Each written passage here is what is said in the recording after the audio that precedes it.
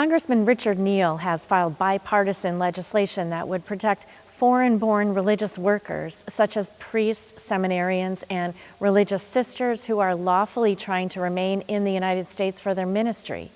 Carolee McGrath explains. The Diocese of Springfield and dioceses all across the country count on foreign-born priests and religious. They come to serve and are truly in mission territory here in the United States. But the path to obtain permanent residency is long and complicated for religious workers, and in some cases, foreign-born religious workers are required to leave the United States for at least 1 year during the green card process. Congressman Richard Neal co-sponsored the Religious Workforce Protection Act to address that.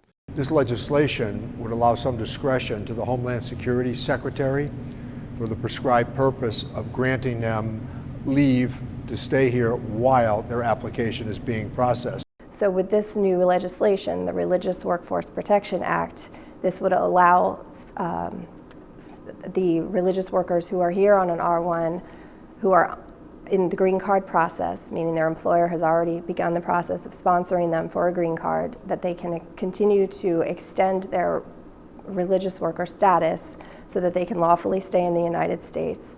As it stands now, those under the temporary R1 status have 5 years to obtain permanent residency.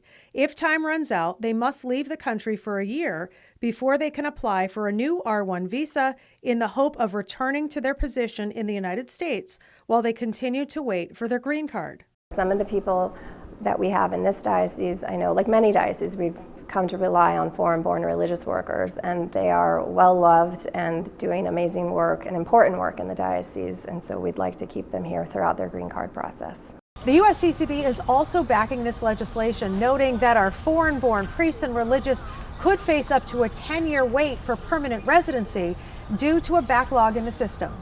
We have some fine priests and religious sisters who come from mostly Africa to come and serve our people, and so they need to have the option to be able to stay here, not have to return needlessly to their country with great expense, but then they're here to serve, they're here to give, and so we wholeheartedly endorse this bipartisan bill. A companion bill has been filed in the U.S. Senate.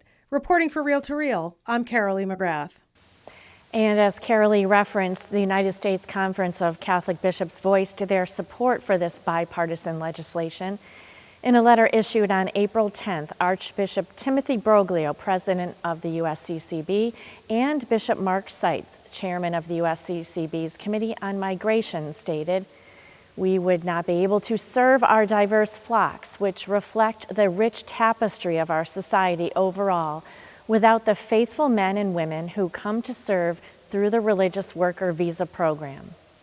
They went on to state that, simply put, an increasing number of American families will be unable to practice the basic tenets of their faith if this situation is not addressed. Likewise, hospitals will go without chaplains, schools will go without teachers, and seminaries will go without instructors.